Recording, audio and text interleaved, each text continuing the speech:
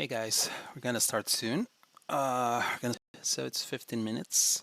So go grab your, I don't know, some drinks, some beers, or whatever.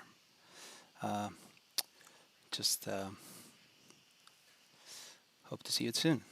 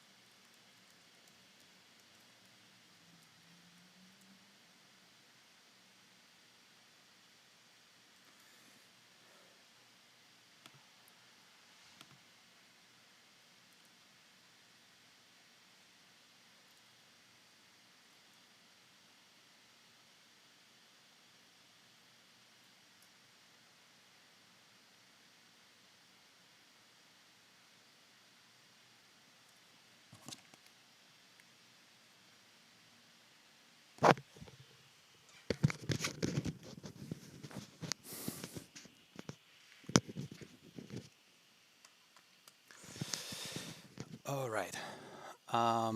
Question. Hello, hello. Okay.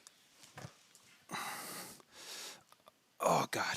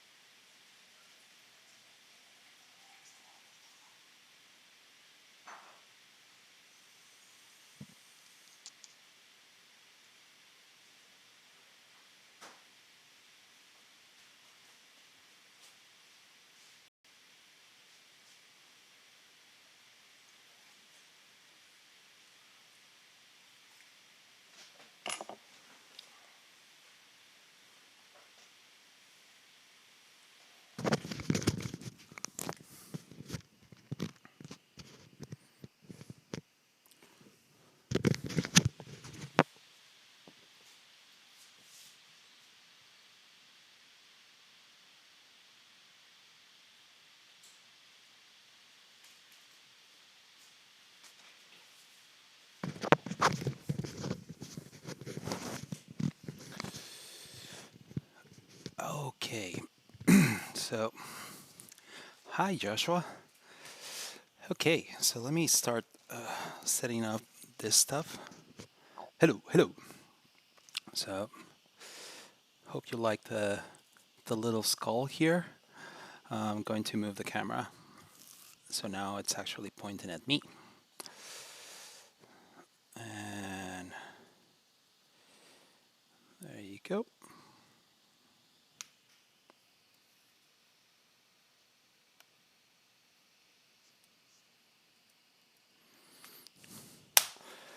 Oh, right. So apparently this is way too.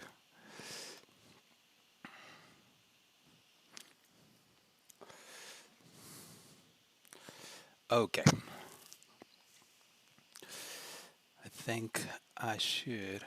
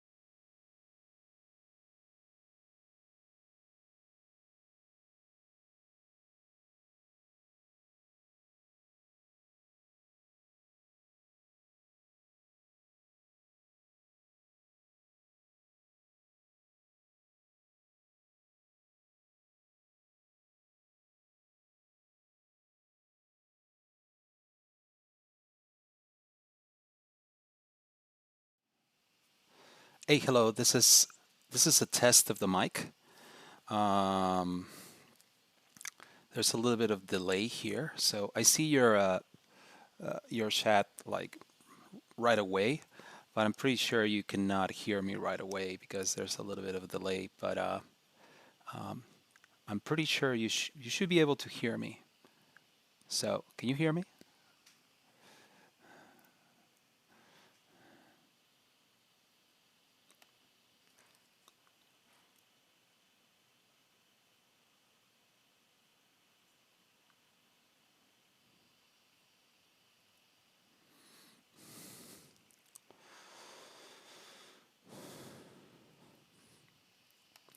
Okay, cool. So it works. Thank you. Putting thanks here. So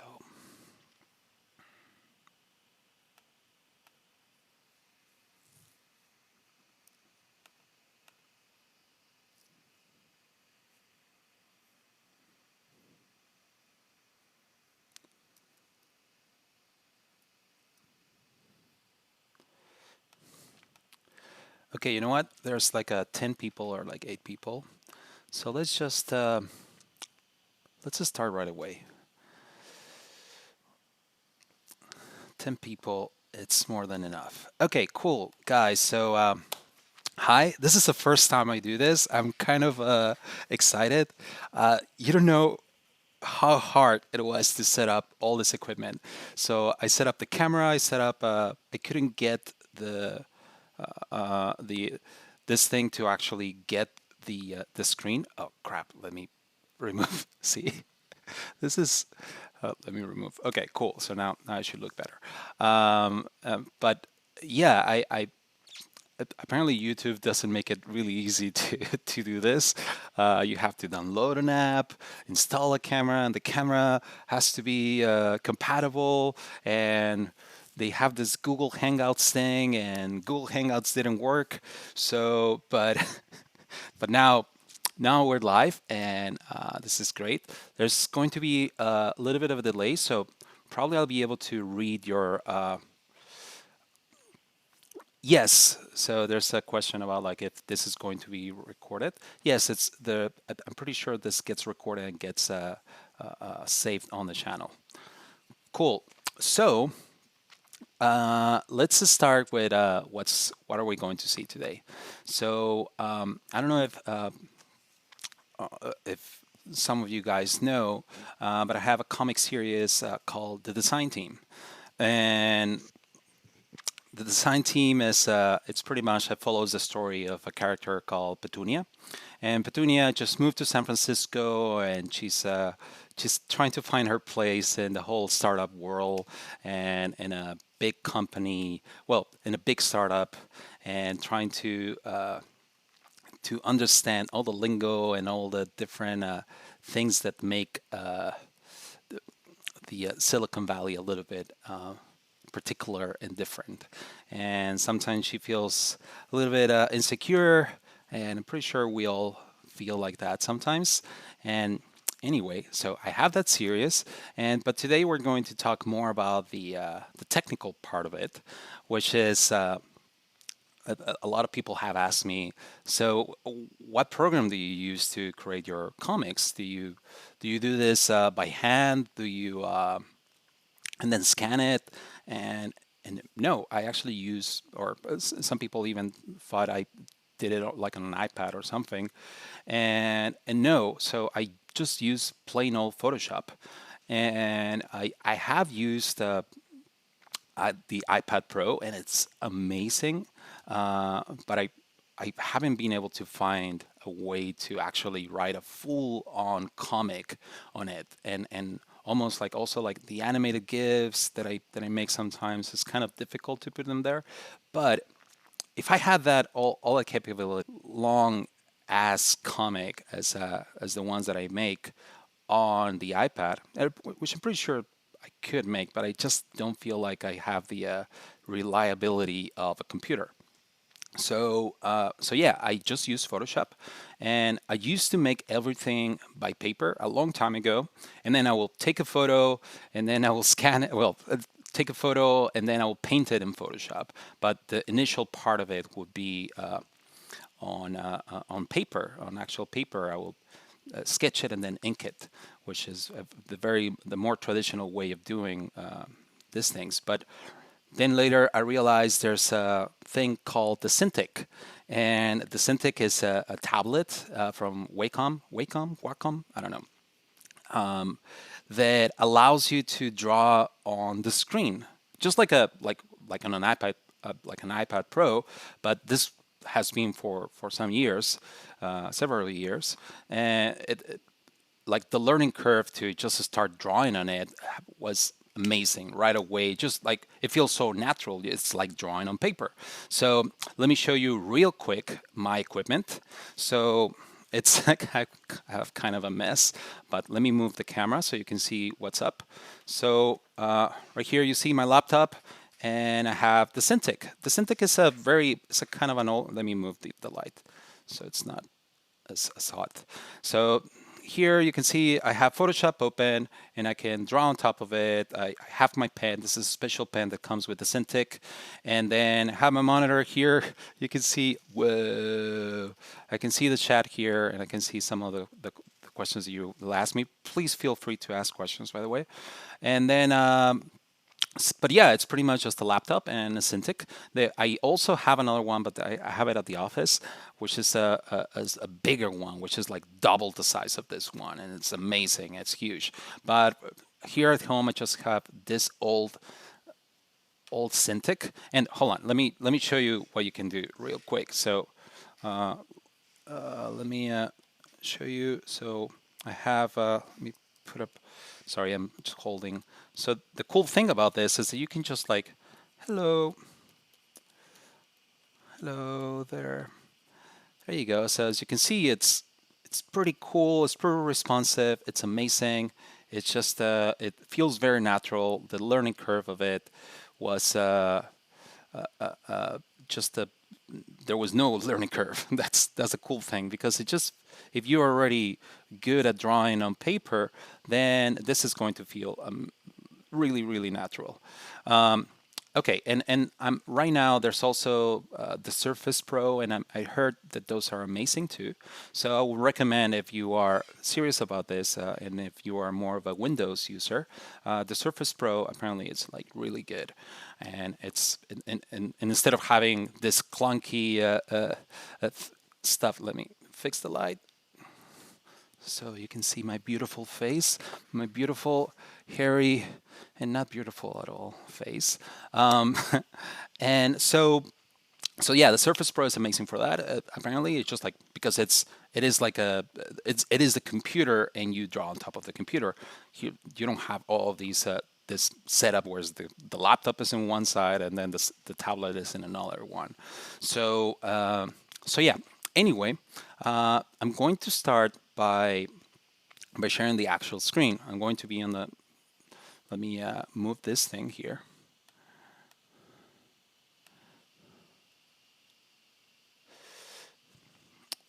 And cool. So now I'm actually sharing the screen. One thing that I couldn't get to work on this program, and I'm going to I'm doing Command Z. I couldn't get the cursor to show on the streaming. So it does show, but it was offset and it was really annoying. So you won't be able to see my cursor, only what I do when I click or when I draw something. You're not going to be able to follow my cursor, which will be kind of annoying, and I'm sorry about that. I couldn't fix it. I just like it, and it's probably because my Cintiq is really old, and I'll have to try it with another one in the next time. There's a question of like, was it how was it jump from Mexicali to San Francisco? So I'm from Mexico. I'm from Mexicali, from the border. It was the question is how was it? I don't know. I sometimes I feel like it was just luck. It was I just met the right people. And sorry, let me move this because there's this question asked. I just met the right people, and things just like happened. But I will say that it's just a matter of like always. It will sound cheesy and cliche, but just following your passions, and then good things will happen, and people will realize when you are following your passions and you're doing something that you like with a lot of intensity and with a lot of love, other people start realizing, and people say like, "Hey, this guy, I don't know, this they we should work together, or let's." You start people start coming like, it's like, "Hey, come over here to San Francisco. Let's work on something," and that's something that happened to me, and actually because of my comics, which is really weird. I'm here as a product designer, but it was because of my comics that I got here to San Francisco because someone liked them, the CEO of Coding actually, and he told me like, hey, let's collaborate on something. And also the team from 9gag, they liked my content and told me like, hey, let's collaborate on some comics together. So I came to San Francisco and then I met them, and they were pretty cool guys. And then after that, I just started working on other stuff here. The opportunities came. So yeah. Hopefully that answers your question. And sorry, let's move on. Let's. I was supposed to talk about the actual equipment and all this stuff. So okay. So the first thing that I want to show you is. So I already show you my equipment and I show you my workspace. I want to show you what I use when I'm actually going to close all these windows. I'm going to close this window too. To close this. And when I'm creating a character, so when I'm creating comics, I usually start by obviously with the story and writing things, but I usually also start making the characters, and the characters I draw a character sheet, where it's like all the characters together or the same character in different poses. So let me open here. I'm going to go to my assets, and I have let me open the from my protagonist, which is Petunia. Oh, this is Paul. Sorry. Let me open Petunia. So here you can see that I have it's my main character, and I have her. I drew her front, and so let me select this front, and also like 3/4, and then I made her also like 90 degrees sideways, and then I made her backwards, sorry, from the back. So in that way, I can just like use them as a template whenever I want to draw a comic. I just like drag and drop, and then I draw on top of them. That way, I keep my drawings consistent.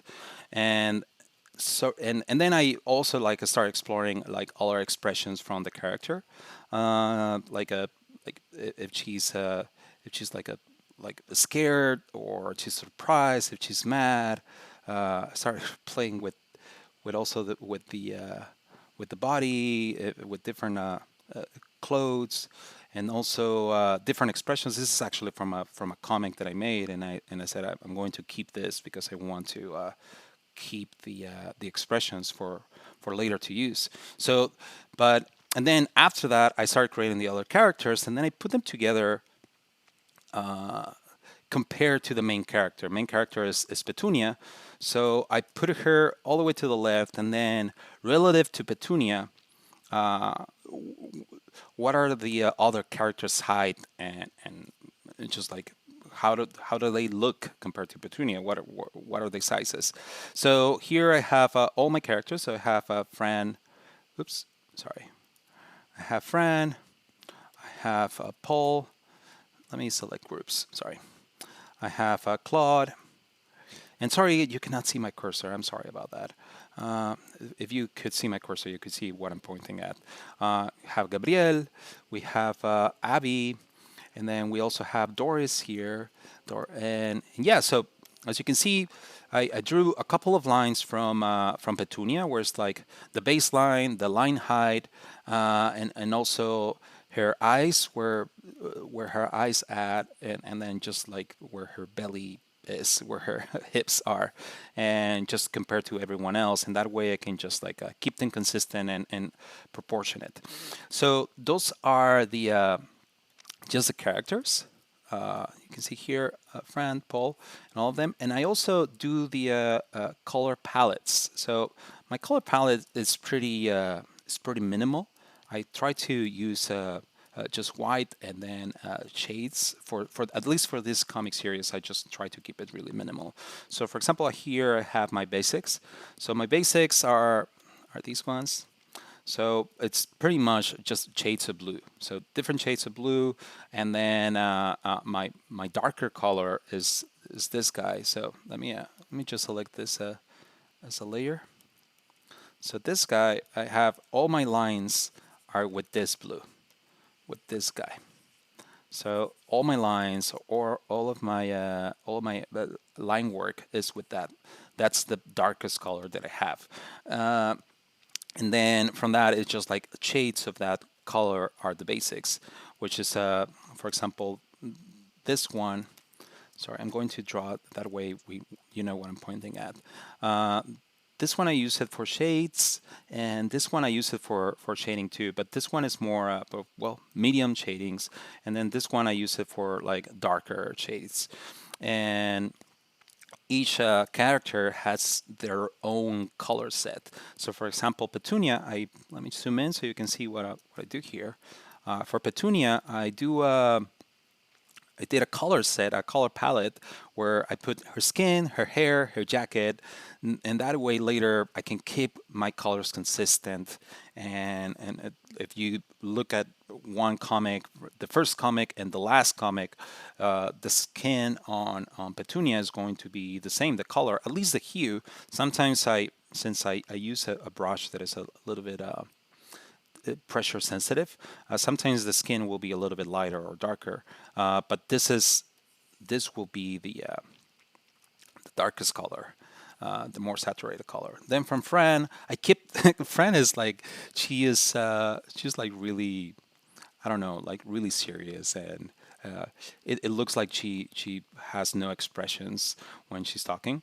Let me make this a little bit with like she has no expressions, it looks like. But the thing is that she's a little bit introvert, and I kept try to keep her her color palette really minimal, which is like just white, dark, and then her skin color, and that's it. There are not a lot of colors for Fran. And then Paul, Paul is kind of a gray character.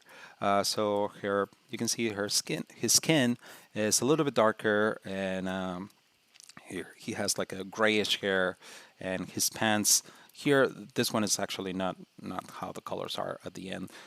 This is the actual final colors, and I do the same for every character. So you can see here I make notes just so I don't forget. The shoes, jacket. I put Gabrielle, and then Gabrielle has a lot of colors, which is her hair. She's like really she's really out there. Well, there are not a lot of colors, but there are more colors than other characters. And sometimes I even change her clothes, and so the colors vary. But these are like the basic colors from her. And then Abby, it's pretty muted colors too. His skin is a little bit darker. I actually didn't make notes of. So this is the skin, and I think these are his pants, which is like khaki pants. Obviously, a product manager, so he's a little bit. I don't know. I think I don't. I actually don't use this color at all. So yeah. So no, I don't use this color. Abby is really minimal too. And then Doris is really out there too. Doris is she she's, as you can see, she really likes dressing up, and is like she's a little bit sassy. So that's why her colors are a little bit. It's There are no other reds in any other character except for Doris, and that's why she's like that. She has fire in her blood. And then Toby has a very saturated colors. Toby is a little bit I don't know. That he's how can I say Toby? Toby is a little bit out there. He really likes himself, and he really likes to express himself and his ideas, and say what he thinks. And and that's why he has this is actually a jacket. I think no, this is pants, and this is his jacket. Um, and this is his hair. So I should have taken those notes. The same with this is the CEO of the company. He just has a grayish light skin, and he's has a lot of colors too because these are his shoes actually, and this is his pants. And yeah, so he's I don't know. He's also a little bit like Toby too. And then this is the persona that the design team uses, which is called Frank. And Frank is it's a puppet, but the design team uses Frank to bring him to the meetings and everything because it's a little dumb, but they use him so they don't forget they are designing for. Frank is supposed to represent the their user, their persona. So they bring him to the puppet to the meetings and to whatever talk they have, so they don't forget who they're designing for. And it's a little bit gimmicky, but they do it. So yeah, that's the character sheet and the colors. It's pretty basic. Once once I create a comic, I just drag these guys. So I will drag the characters, and I will put them in a comic, and I will just like put them all over the place, and that way I can just start drawing it on top of them. So I'm going to show you. Actually, I'm going to open one of the comics. That way you can see like a full-on comic, and you see how I applied everything. So let me open this guy. Probably this is a big one. So yeah, let me open this guy. Okay, it's taking a little bit. So here's a big file. Let me open the other one because no, don't save. And then this guy, no, don't save. And Paul, let me close all these files. Oh, sorry. And here, let me see if I have the sketches. So yeah, I think I do. So let me select all the other layers. Look at all those layers. And just like, and that way you can see. So the first thing I do is I do like a wireframe of my comic. I put everything, all the characters. I simply, this is like I drag them from this file. From this file, I drag the layers, and I put them in a comic, in a new blank, and then I just like put them together, and then that way it works as a sketch for me. That way I can later draw on top of it. So as you can see, these are not finished drawings. I just like, for example, this is the same drawing as this one. Let me submit. As this one is the same drawing, I just like on top of it, I erase the hands and I move the hands. That way I know that it's going to be different. This one too. Oh, this one's these are all the sketches. So I first do a sketch. As you can see, I do a sketch of everything, and then I will draw on top of that. So let me hide all these layers. These files are huge, by the way, as you can see. So, and then I draw on top of them. I draw on top of them, and then let me hide all the, for example, sorry. Let me hide the colors so you don't see the colors and you don't only see the time, there you go. So then these are my final, like my inking. It's not perfect. It's not that great, but it's a little bit better than the sketch. So I use the sketch. Let me put it back. So the sketch is behind, as you can see, and then I drew on top of it. I drew on top of it, and then for the final design. Let me see if, yeah, as you can see here, the sketch is behind, and then I drew on top of it the final drawing. Let me see if over here, yeah, the same here. Let me, so this is the sketch, and then I drew on top of it. Same here. This is the sketch, and then I drew on top of it. And sometimes the sketch doesn't have the final expression. As you can see, well, actually, in this one it does. I move the elements a little bit.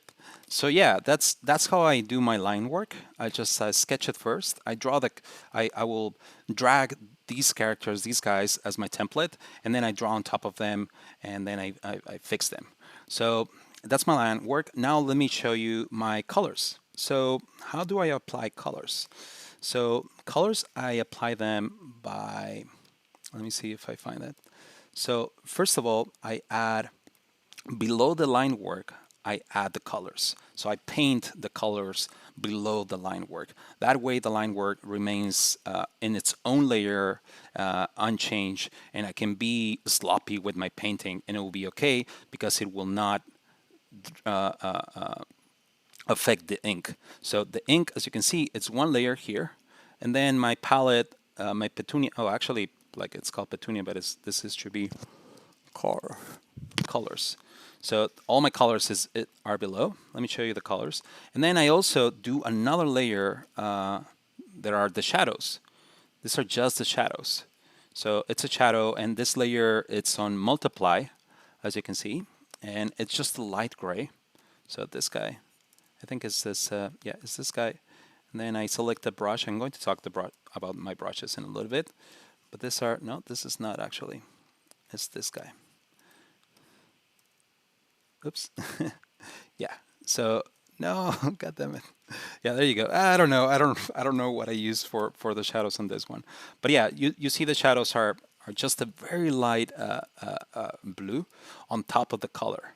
And then since it's that way, I keep the shadows like consistent across all the different colors.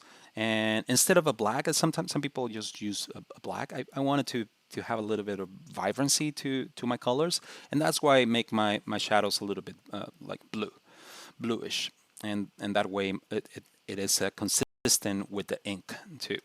So again, I first do the ink, and then I add another layer, which are just the colors, as you can see here. And then on top of that, I add another layer, which are the shadows. I see on and off, so you can see. And then the ink, which was my first one, remains the same and remains unchanged. And that way I have all of that. So those are just the drawings. And then after that, I have to also add all the text. So sometimes I do the text with the sketching. So the sketches and the text I do them at the same time once I have the sketches. Or sometimes I start with just the text. I start arranging my frames with just the text. And then let me select these guys, group them. And then I will start creating, since I write everything on just like a text editor. And then after I'm happy with my comic, with my writing, then I'll start start drawing, or start even building the frames. So sometimes, like I was saying, sometimes I would just start with the actual text and putting all the text and all the different frames, and then I will draw after that. So I'm using. Let me show you. Let me. Why can I select? That's weird. Oh, yeah, I can select now. Okay, so let me show you. I'm using a back issues, black issues, back issues VV, which is I think it's a free font from Kablom Club. I don't know. Just if you're into this, just use the search for back issues font, and you will find it. It's a free font. Yes, somebody's asking, do you only use one layer for colors? Yes, I do. And how much does it take for that comic? So I'm looking at your question, sorry. So do you sketch in Photoshop or sketch on paper prior to running? So as I said before, I sketch directly in Photoshop. I skip the I'll answer questions, but yeah, I'll put your questions here and I'll answer them in a little bit. Okay, so I'll continue just drawing stuff here. Sorry about that. And so yeah, that's my text, and then I will do another layer, which is just this layer. Oops, sorry. This layer is just all the text bubbles, this speech bubble, sorry. So that's just its own layer, and it's across all the different frames. As you can see, this is just my speech bubbles. Let me actually name it. As you can see, I'm very sloppy with my naming conventions and everything. Since I'm the only one that sees them, I sometimes don't name them correctly. But don't do that. Don't follow my my practice on that. So yeah, so I put all the text, and then once I have the text, or if I have the drawings first, I do not start drawing without having my script ready. If that will be insane, because you don't want to draw something and spend your time on something if you don't know what you're drawing. So of course, the first thing that you do, the first ever thing that you do, is your sketching. So actually, I'm going to show you, so you don't think that I'm bullshitting you, I'm going to actually show you the last comic that I made.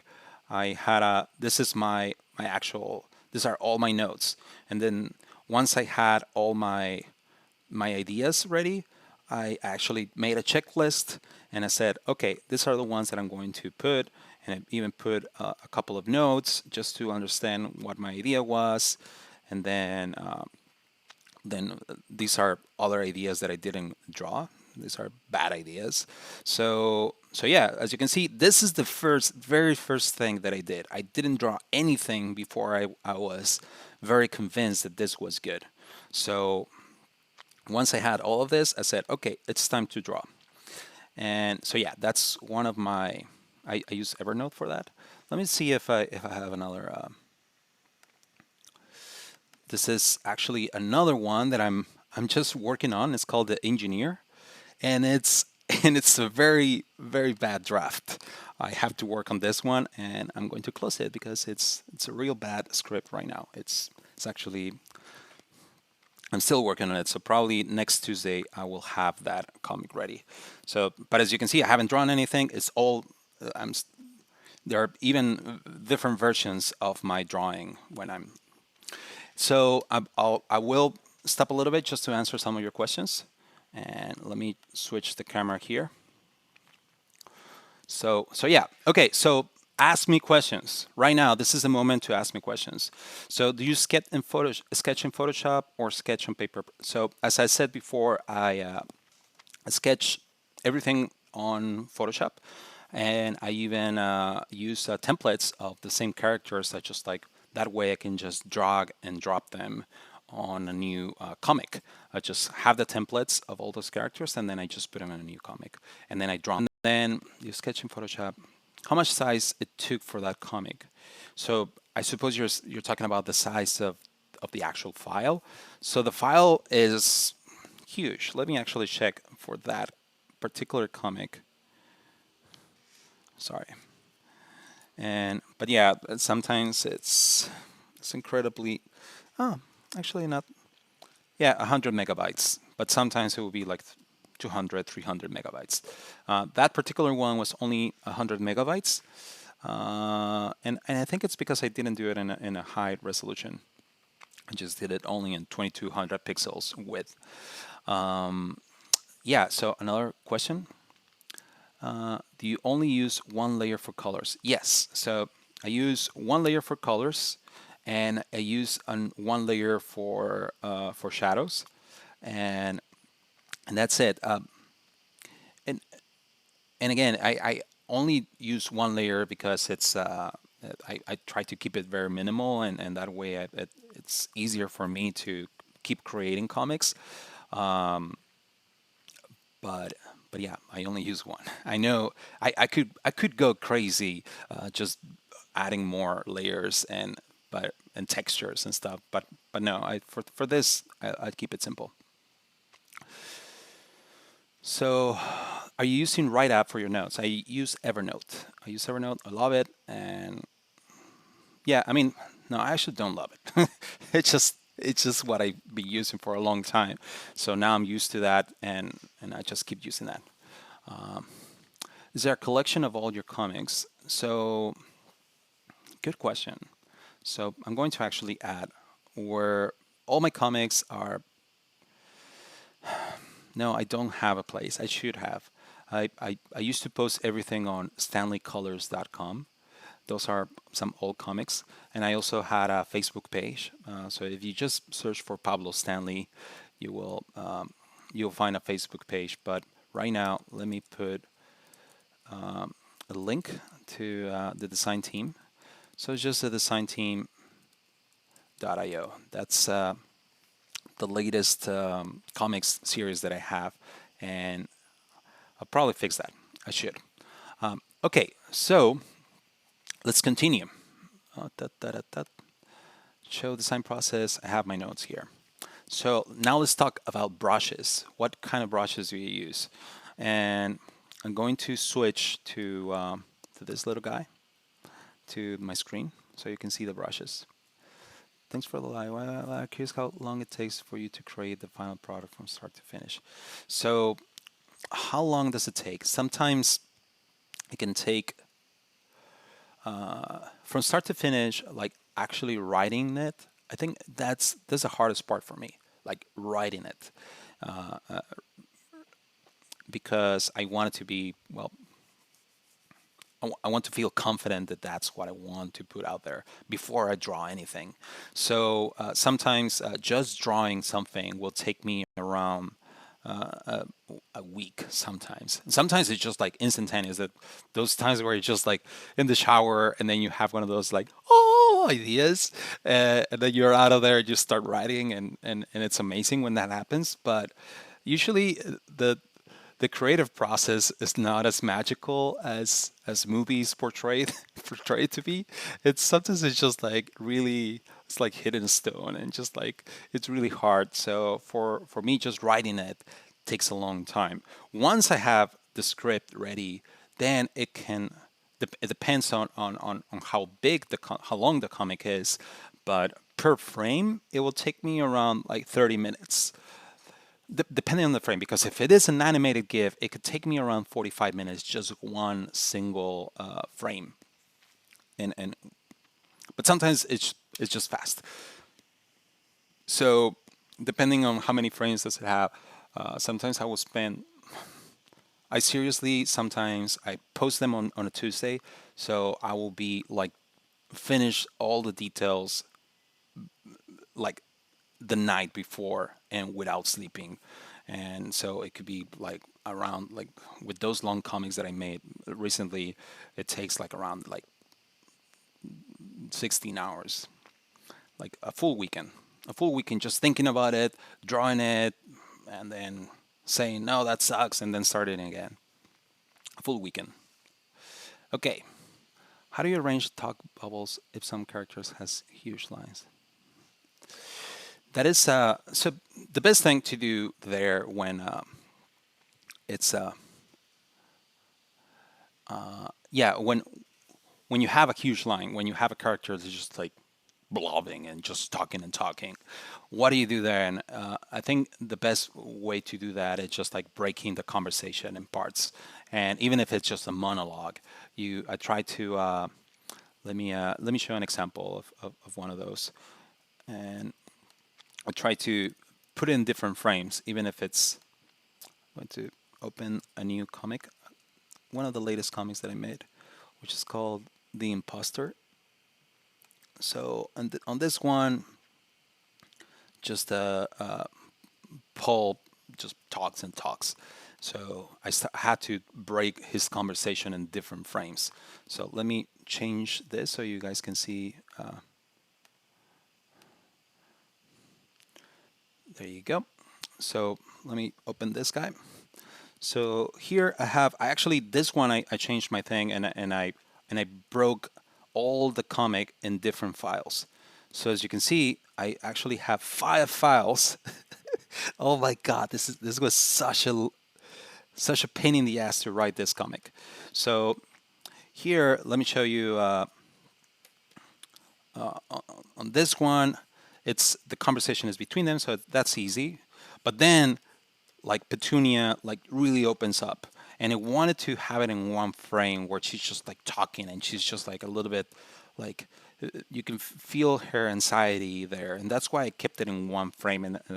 And but then I start breaking the conversation where she's still talking, and then there's like a voice like a voiceover, right, where this is obviously not here, this is here she's still talking, but then there's another frame where the frame is explaining what she's talking about. So let me go to another file, and then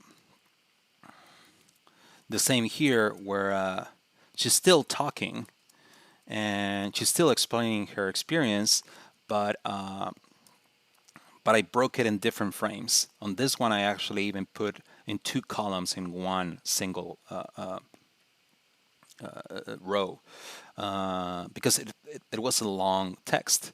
And then on this one, it ends with "I'm just pretending," and it's and I wanted to keep the contrast between here, these two words, like long text, very heavy, and then here is just one single line. And because I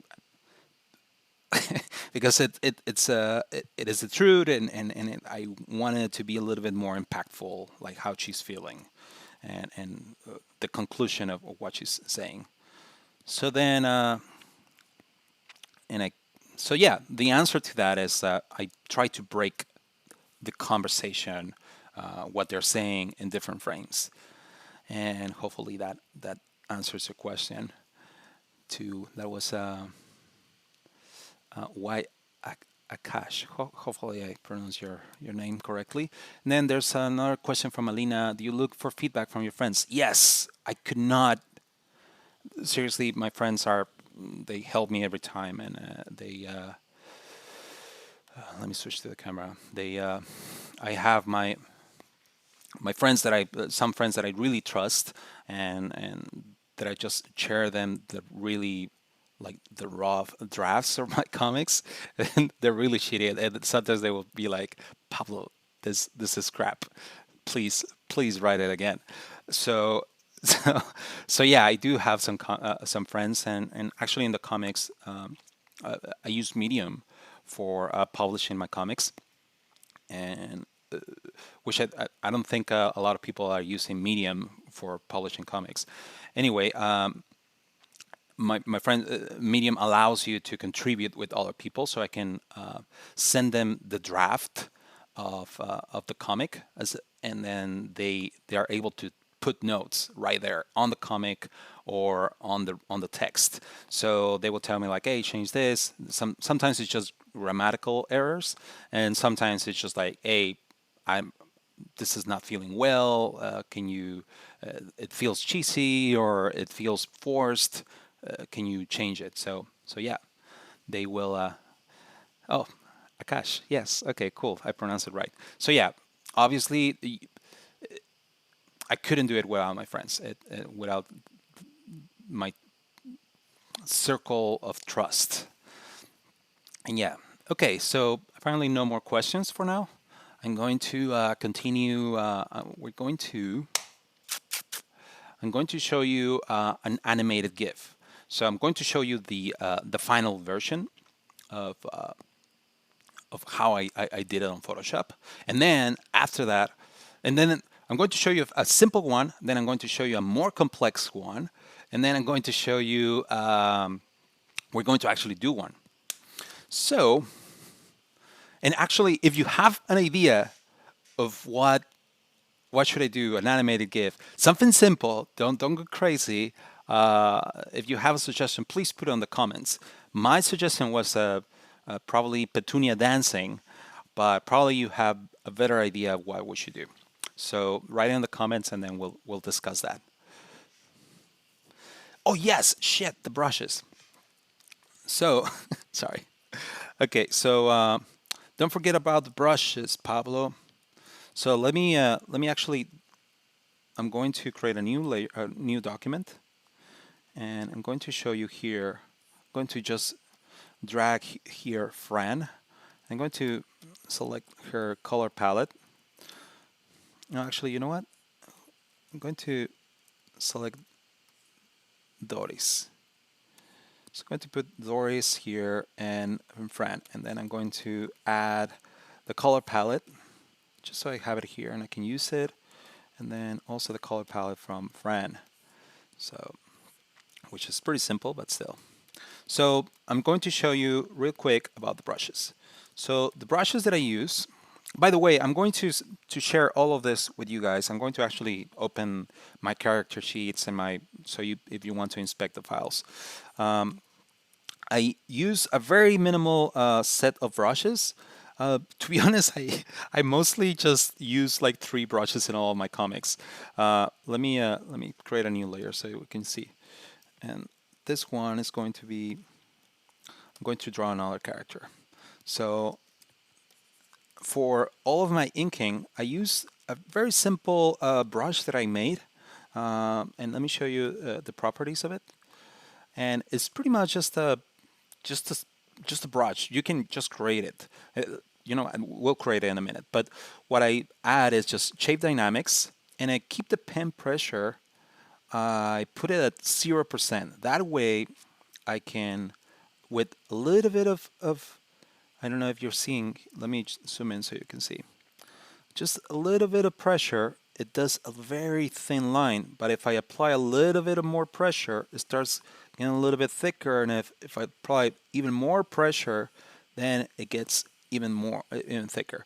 But I put it 0% because that will allow me to do very thin lines if I'm just a little bit more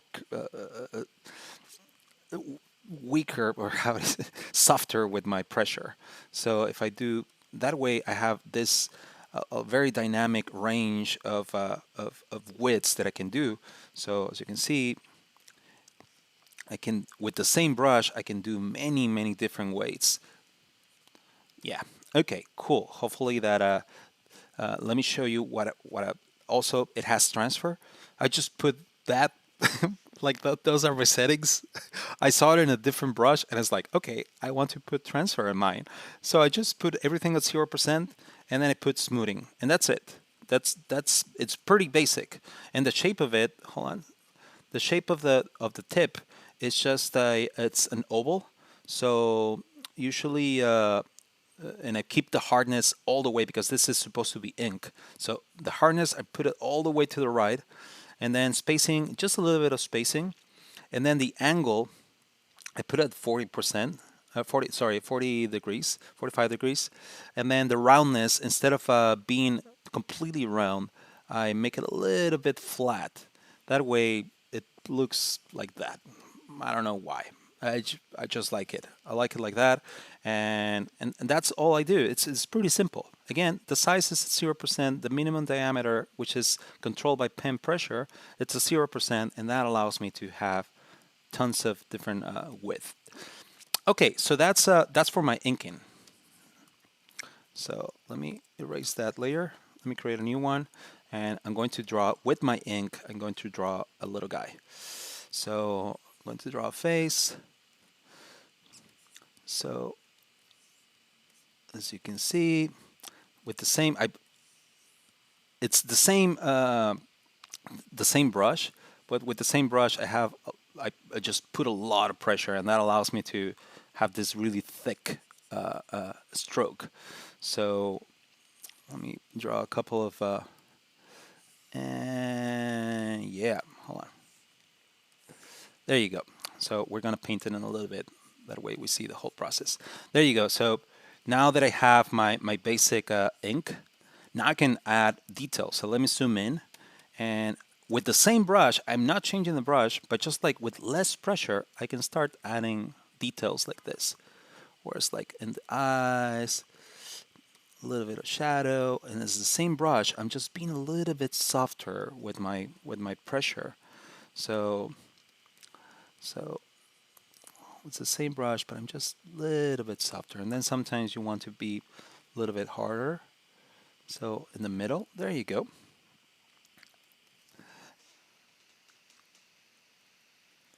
Oh crap!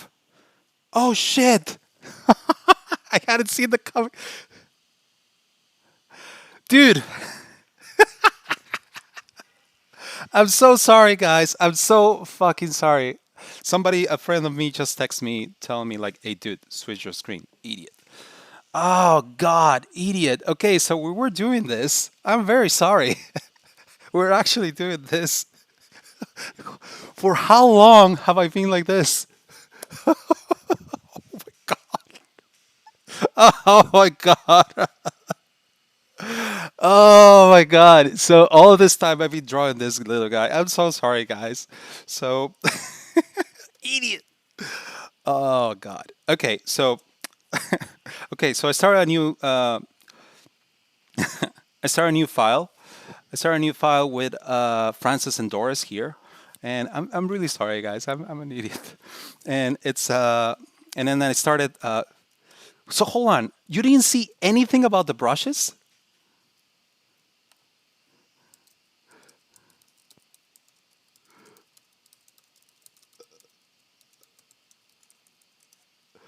Oh crap. I'm so sorry, guys. So you were just seeing my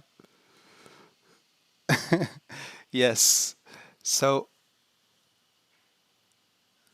I will start again if that's okay with you guys. Nope, no brushes. Wow, what an idiot! Oh my god, I should have seen the comments. Okay, okay, guys. So okay, I'm gonna start again. Um, this was like half an hour. Okay, again, my brushes. My set of brushes is very simple. As you can see, I don't use a lot of brushes, and the main brush that I use is the inking. Sorry that I'm repeating everything. It's this guy. So this guy, these are my main brushes, and let me show you how I make that brush. And this is a very simple brush. You can create your own too. Uh, the tip is just a normal circle, but I add an angle. So here you can see the angle. So I put it around 45 degrees. Oops, sorry. So at 45 degrees, and then I also, the roundness, instead of being completely round, I make it a little bit thinner and add a little bit of spacing. So, and then also in the shape dynamics, I turn those on, and then and then, sorry again, I put the control by pen pressure, I put it at minimum. That way, I'm able to have to create really thin lines. So the minimum it's 0%. It's controlled by pen pressure, and then the angle is by pen tilt, and it's also at 0%. So and then the roundness I keep it off, and then I just turn on the transfer and I keep the defaults. And then I put smoothing, which is just a setting that you just turn on and off. So after I do those things, now I have a let's draw this guy again, or let's draw another guy. So let me show you this with my inking one. As you can see, I have okay. I don't see any more comments telling me that something's wrong, so I want to think that everything is right now. So as you can see, if I don't put a lot of pressure, my lines are really thin. Let me zoom in a little bit more. Really thin. You see, I'm not applying any pressure. I'm just really softly on top of the screen. But then with the same brush, I just like if I apply more pressure, let's actually see it gradually. No pressure, a little bit more pressure, and then a little bit more pressure, and then more pressure, and then it gets really fat. So as you can see, all that range, you are in control of that range, and you control it with your pressure, which is why I put it at 0%. That way I can do really thin details and also get really fat sometimes like that. Oh yeah. Okay, so let's actually draw a little character. That way, let me delete all of this, and I'll just create a new layer and then put this behind. So let me draw a new guy with the same brush that I use for inking. I'm going to do really usually start with the eyes actually. So and then the nose, and that way I know the angle. And then I uh, I just I put a lot of pressure. This is my style. My style is like really thick and really a little bit brute, but that's how I do it. These are my inking. So you're all good now. Somebody said that's great. So as you can see, la la la, and then I put all my really rough lines. Yeah, let's add some hair to this guy, and then let's add a long neck. This guy's just like yeah, and then as you can see, super really rough, and I just that's my style. That's how I do it. You probably find you'll find your own style too. And then with the same brush, I just like I can add a little bit of details, where it's like just less pressure. With a little bit less pressure, I can add stuff like this, and even less pressure, I can add really small details where it adds a little bit of texture to your character, you know? Just like even you can even zoom in and let's let's add a little bit of hairs to his nose. Oh my God, no! And then also like probably his eyes. He's a little he drink he drank too much caffeine. That's what happened. So he's all hyped up. Yeah, so so with the same brush, you see all the different textures you can apply, and that's what I really love about like keeping this setting, which is the shape dynamics. I keep the pin pressure, the control of the diameter. I keep it at 0%, and also let me show you all my settings on the Wacom. On the Wacom, sorry. I also put this guy, the tip feel. I put it super firm. That way, let me customize it. I actually make my own curve. That way, I can. It gets the pressure is it's really firm. So it it means that I need to put more pressure for it to draw lines. Sorry, thicker lines.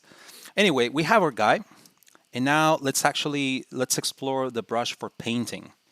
So okay, so this is my ink,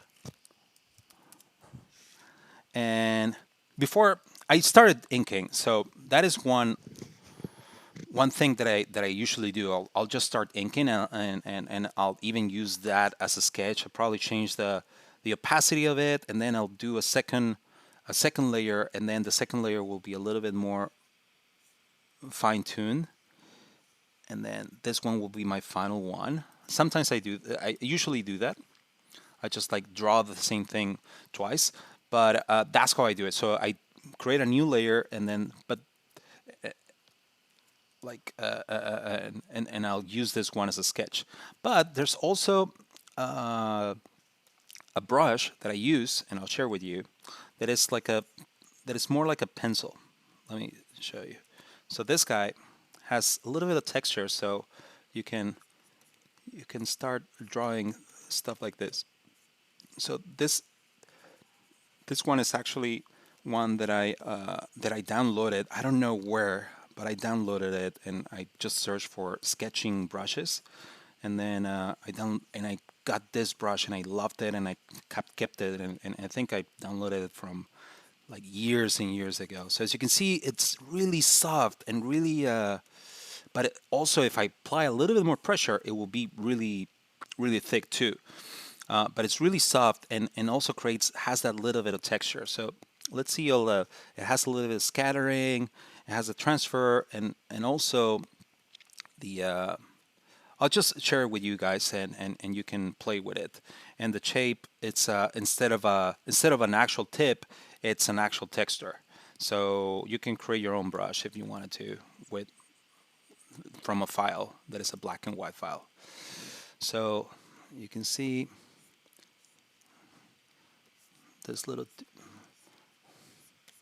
So that's the cool thing about like having this kind of brushes, because it gives you, oops, sorry, it gives you the ability to create something that looks more like a sketch, you know. And then you can even add a little bit of shadowing. And this is probably not my greatest drawing, but you get the idea. Let me just so you can zoom in so you can see the actual. So this is obviously a sketch, and I did it with a brush that looks like a pencil. So that helps me just when I want to actually draw the thing. So that's a sketch. I will probably change the opacity a little bit of it. Oops, sorry, of this guy. Change it a little bit lighter, and then on my final one, which is the ink, I will use my inking brush, and I will actually like draw on top of it, where it's like something that is a little bit more defined. So, and I know you're going to say, "Oh, I love the sketch better, Pablo." Stop ruining it, Pablo. But yeah, so that's what I do sometimes, where I'll just sketch with a pencil brush, and then I will draw on top of it in a different layer. And sorry because this looks like crap. He has like crossed eyes, or she, I don't know. Anyway, you get the idea. Let's go back to this guy. Any questions so far? So, questions?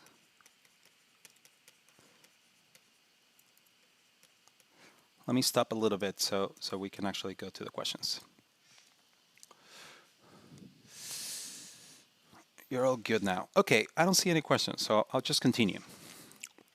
So again, this is the inking, and now I'm going to add another layer below the ink that is going to be my paint or color, whatever you want to call it. So on this one, I'm going to use a different brush, and I have two brushes that I mostly use. This guy and this guy. This guy has like a little bit of soft watercolor feel to it, and I'll share it with you. It's a I again, I don't remember where I downloaded it. This one also has like tilting, so if I move my, I'm going to change. If I move my pen, it actually like. Okay, you cannot see my pen. Let me show it here. So if I move my pen, it is different. Okay, you get the idea. So this brush, it's really soft, and I use it. For example, I'm going to select this guy, this color. Yeah, just a little bit more orange, more saturated, and then I'm going to make it a little bit smaller. No, actually, bigger, because I first put a vase. So I put a big base of the color. So I just start like painting, like really rough, like seriously, and I vary the pressure depending on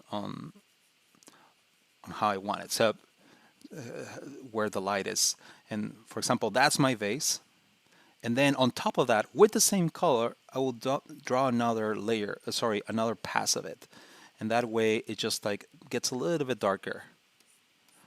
So as you can see now, I'm starting to shadow just by giving it another pass. Just by giving it another pass, I start already creating some shadowing. There you go. Forgot to paint the eyelids. So that is just the skin, for example, and then I'm going to change the color, probably a red, saturated red. I'm going to do the thong, and that's it.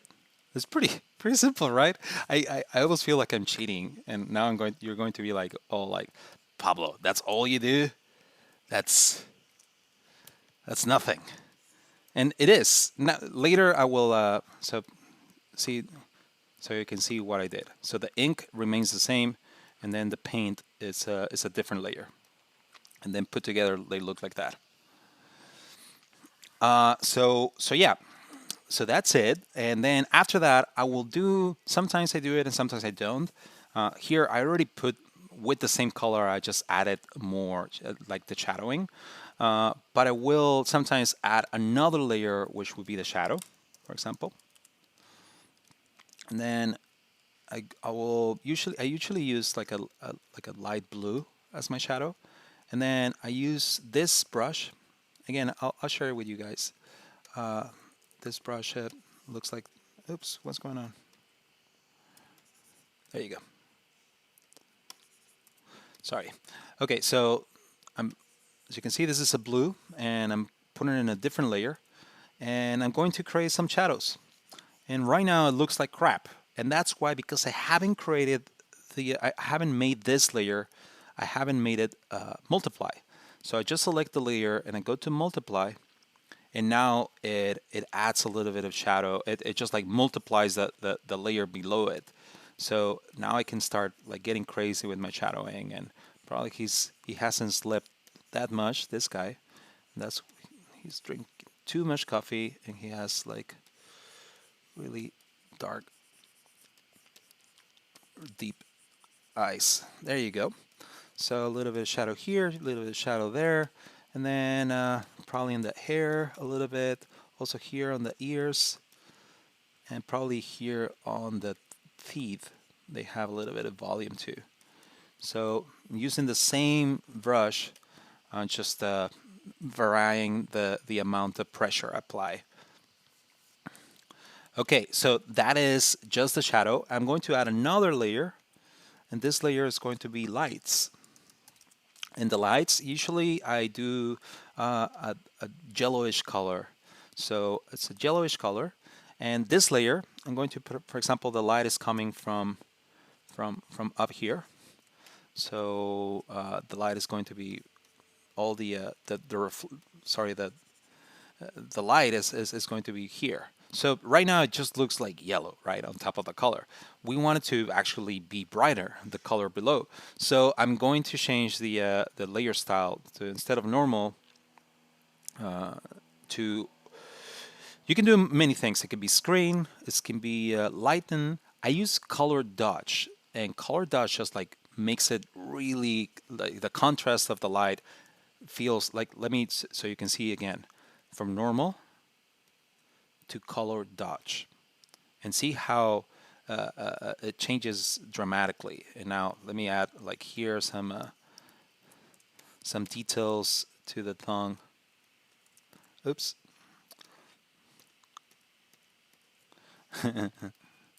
Some little details, which is the same thing. This is disgusting, Pablo. And then the same brush. This is actually the inking brush that I used before. And if I want the lights to be a little bit more dramatic, I will actually ink them, like this or like this and like this, and even here and over here.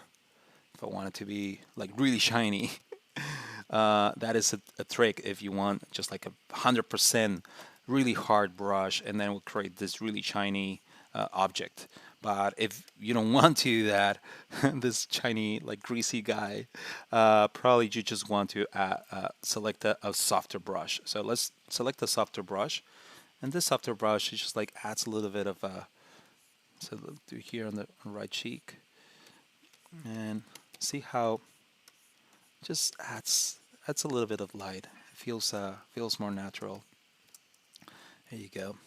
So yeah, and again, I just type, I have, let's review again what we have. We have, let me, all these, turn them up. We have the ink. Then I have the color. The color already has some, let me add some notes.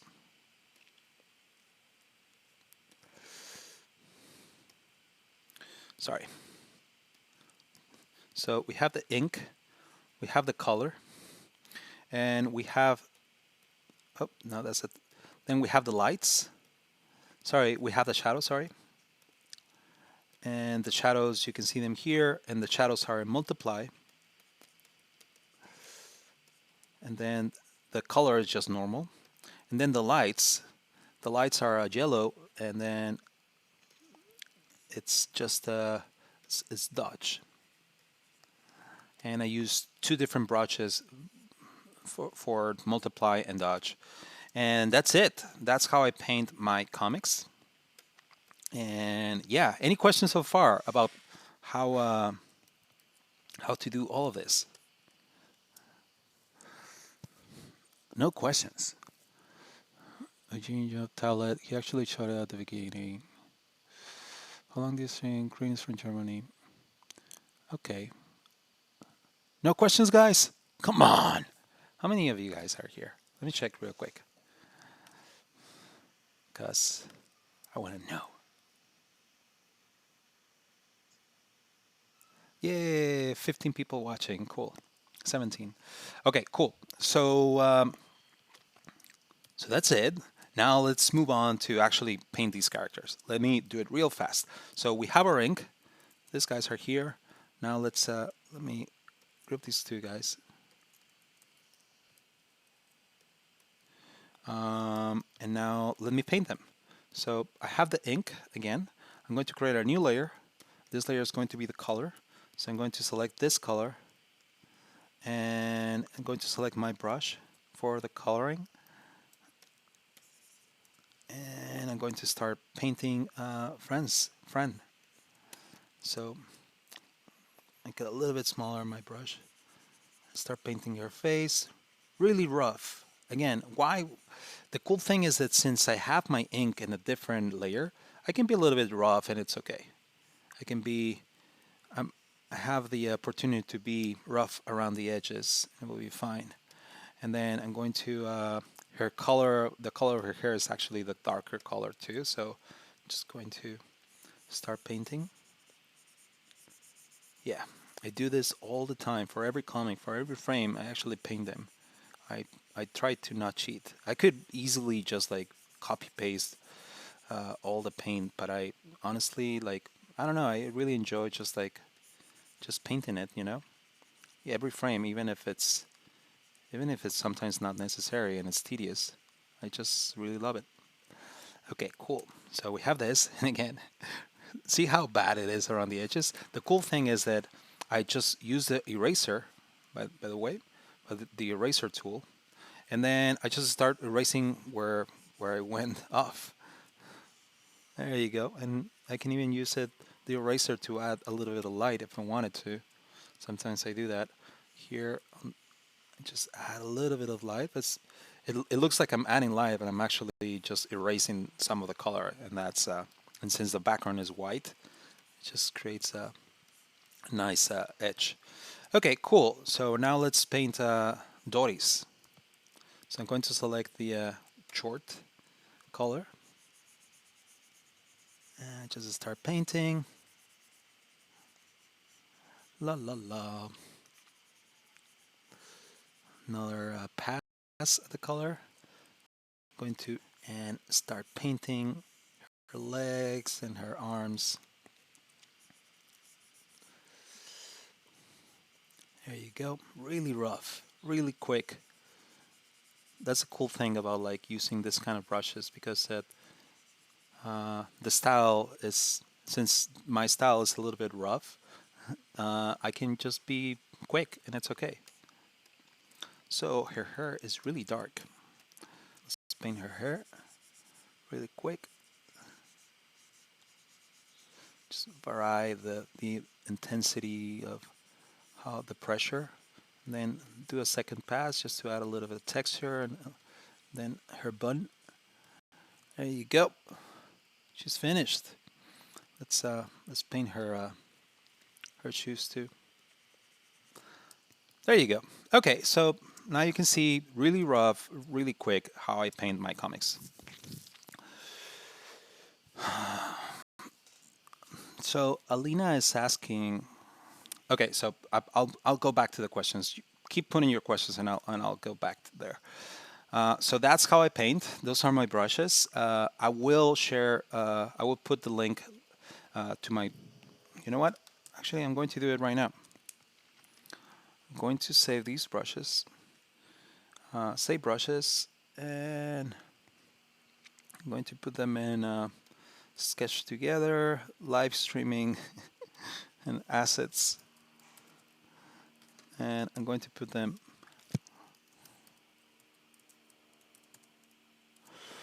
There you go. And now I'm going to go to Sketch Together and live streaming. So you can install these brushes by just download that thing. And over here, select your brush tool and then brushes. And then once you select that, you can load here and you can start playing. And you can use a chain and have for texturing stuff like this. And I wish I could give. Okay.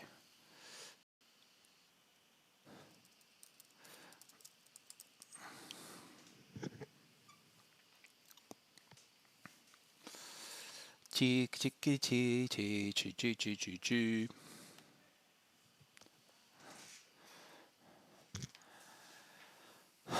it come back, guys? It sucks.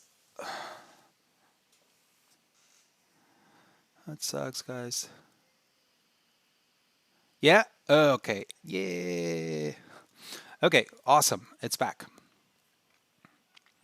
I'm going to... Okay, so guys, now I want to show you... let me change the camera before I forget. Idiot. Oh, I didn't, never change that. Okay. So now I'm going to show you an animated GIF. I'm just going to open the file and show you the different layers and how I did it. So let me close this guy. I'll just save it, just to put it here, live streaming assets. This was practice.psd. Okay, so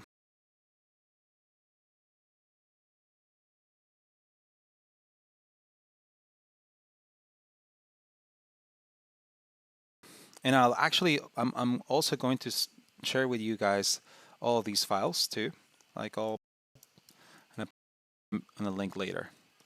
So let me open, by the way, let me show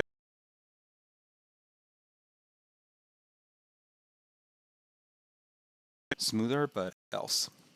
So this one is going to be head.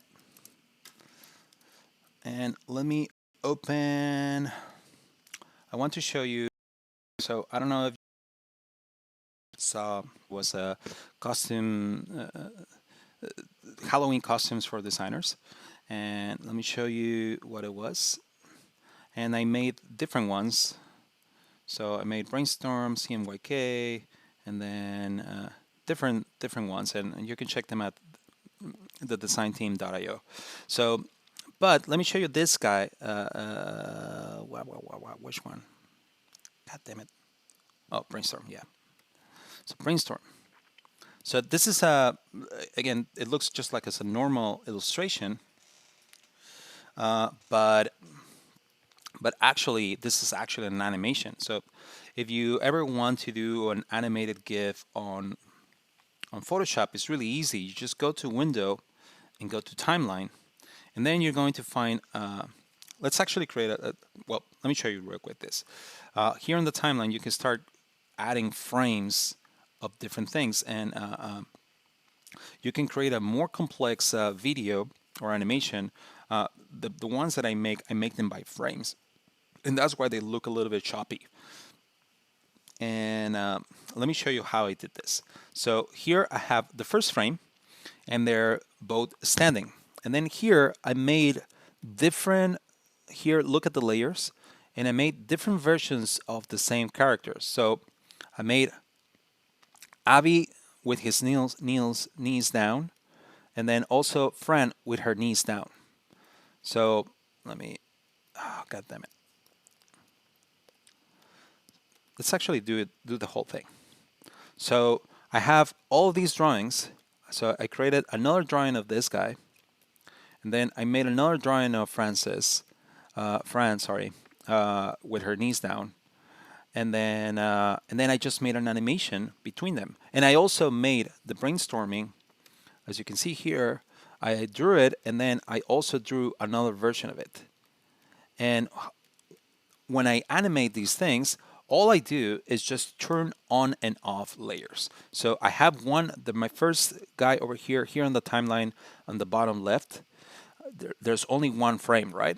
If I add another one here with the little icon that says this is just new, then I just add a new one. But on this one, I'm going to hide this guy and turn Avi 2. So now we have this animation between those two frames. It's down. Here on the timing, you can say that it just goes once, but if you want it to be a loop, you select forever. So now if I press just the spacebar or press play here, and now I can see my animation. Just really simple, really dumb, I know, but it's something that I really like doing this kind of animations where it's just like well, again, dumb and simple. So here, something that I didn't do was changing brainstorm the actual letters. So I'm going to here on this frame and on this frame, I'm going to press Command and select them, and I'm going to hide this one and turn on this one. So now I'm going to now let's see it, and now it looks like brainstorming. The text is also moving. That's cool, right? I see a lot of sad faces. Is there something wrong?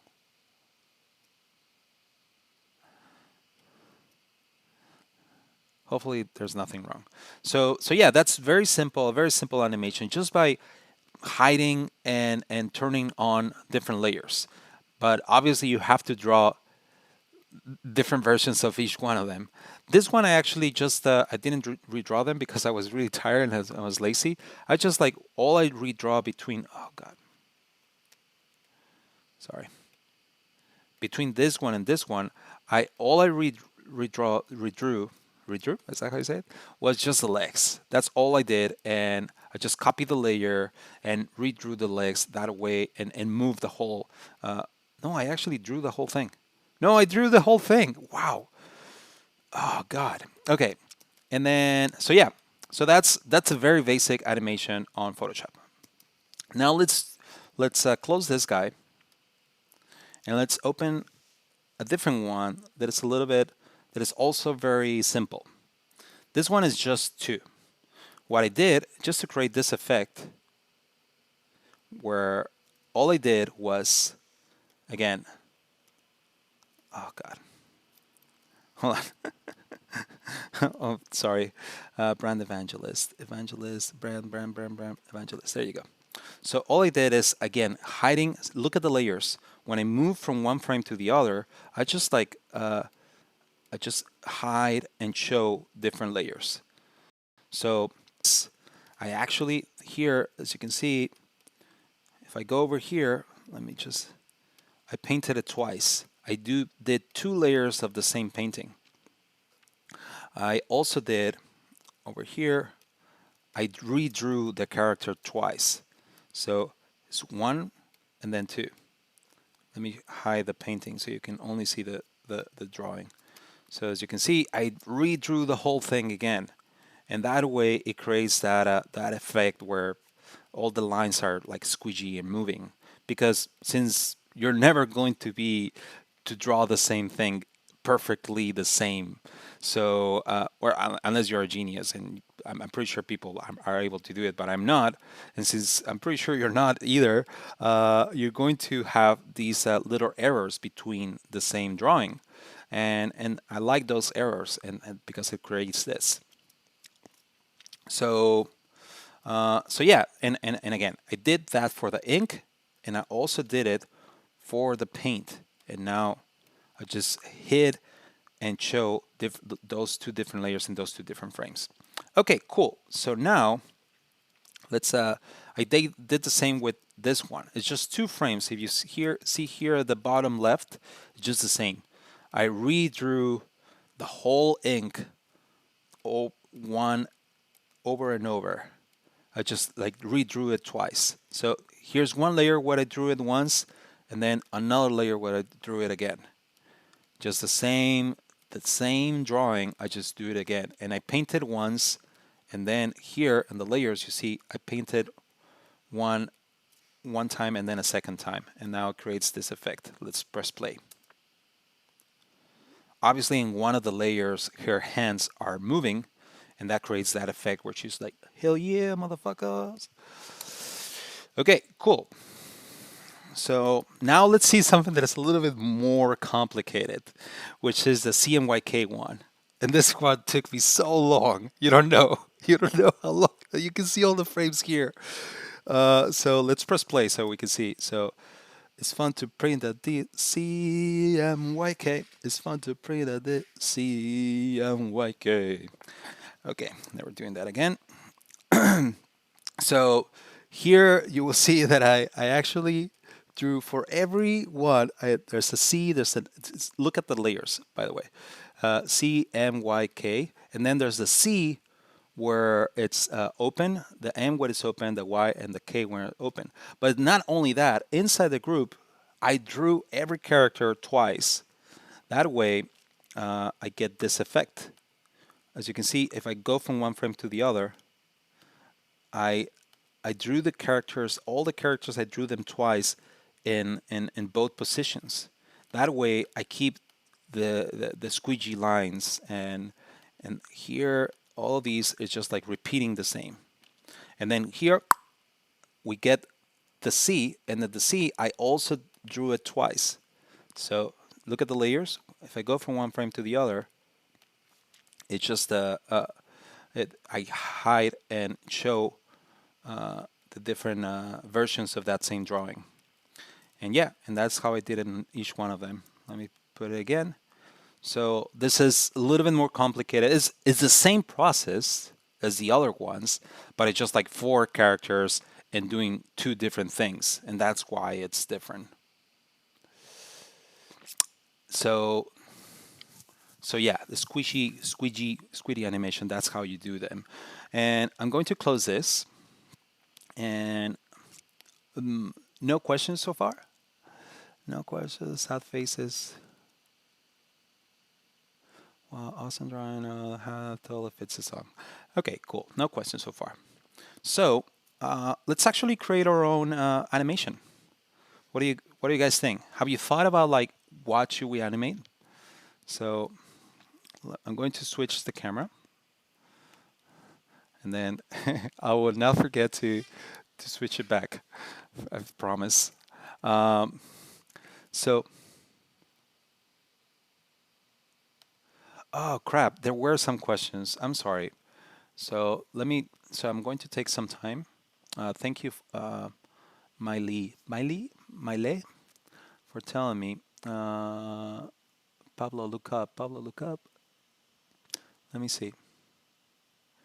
So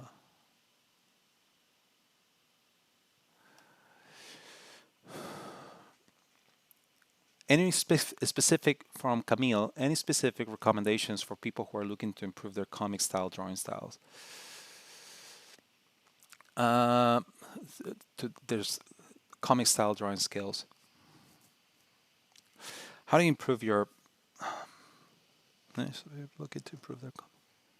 So, I mean, the only recommendation that I will have is uh, just don't stop. It's just like keep doing what you're doing, and keep drawing. Always have uh, just a notebook with you and a pencil or a pen, and just like draw. And I mean, I know it sounds very basic, but that's seriously what it takes. It just keep on drawing. And another thing is don't be discouraged.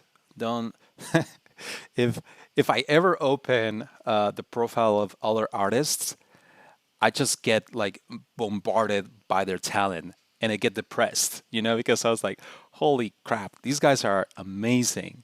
And my style is never will never be as good as theirs, but I think that's a cool thing about this, where it's like you can find your own, and it doesn't have to be perfect. I mean, it's you see other artists that you could totally see that they don't know how to draw, and it's okay because it's their own thing, and that's how they do it.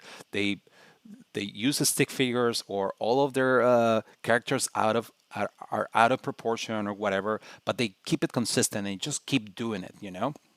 And then I think more than anything is losing the fear and losing the fear of putting your work out there, and just and don't be discouraged if no one is looking at your work. I think it's sometimes just find your friends. Sometimes it's just your friends what you need, and is to share your work. And then I repeat this. I said this before. If anything you're doing it from the heart. People will notice, and that will show in your work. And, and if you're just consistent and keep on doing it, you will find an audience. And I totally believe in that. If you're just consistent and you just keep doing, you will find someone that will like your stuff. And and again, don't be discouraged. Just keep on doing it. And finding your style is finding yourself like I I have like from all others that people that have gone so far and they probably have found their style, copy from them, and then organically you'll find your own thing. Try to mimic their things, and then you'll find your own sound. It's like when you're playing in a band. Usually you start by playing covers. You know, you start playing the music from other people, and that's how you learn. You know, because you start playing the songs of the people that you really love, of the bands that you really love. Do the same when you're drawing. Just like mimic the art from artists that you really love, and then organically you'll find your own style. But don't give up. Okay, so more questions. Let me. Hopefully that's helpful. Thanks for the live. Good online charge. Okay, you look for feedback. Okay, no, those questions are already answered. I'm sorry.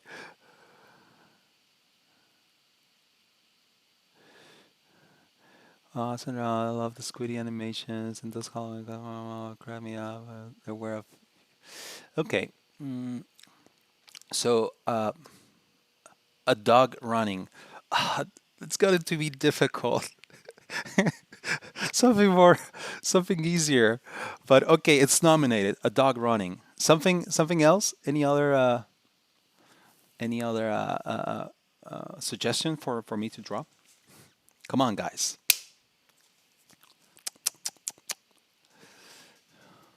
Oh, face expressions. Yeah, sorry, Alina. Um, so I usually I look at emojis for face expressions. No, I'm kidding. Um, no, but seriously, I think I will just try to create a template. As you saw, let me show you again the template that I have of Petunia. Let me share the screen of that. So I will open, let me open this little guy. Assets and Petunia. So here in Petunia, since she's my main character and she's in every comic, I wanted to have not only the character sheet, but I also wanted to have different expressions of her. So I started exploring like from different angles, in different situations, and then uh, and then after that, I this is actually from a comic, and I actually saved this as part of my what I call this my character sheet because I know I'm going to need to keep doing this, and I'm probably just going to like use these as a template. But it is a good exercise to like just Google like expressions.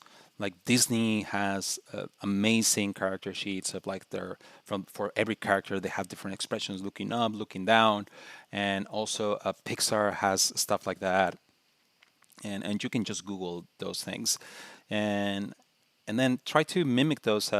Again, I there's nothing wrong with copying what other people have done, and then make it your own. You know, not it's not plagiarism if you actually just like. I mean, it is plagiarism if you just copy, cut, and paste. You know, it's more about like trying to see how they did it and then make your own. So usually just Disney, Pixar, and other artists out there. Uh, Petunia doing jumping jacks. So jumping jacks. Hold on. So please tell me. Yes, Petunia doing jumping jacks. I love that. So are these jumping jacks? Tell me.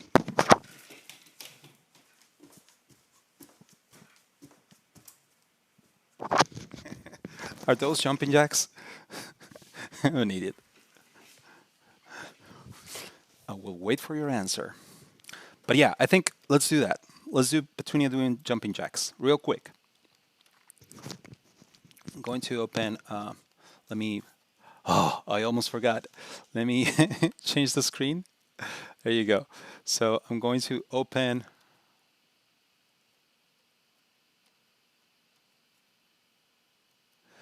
I'm realizing,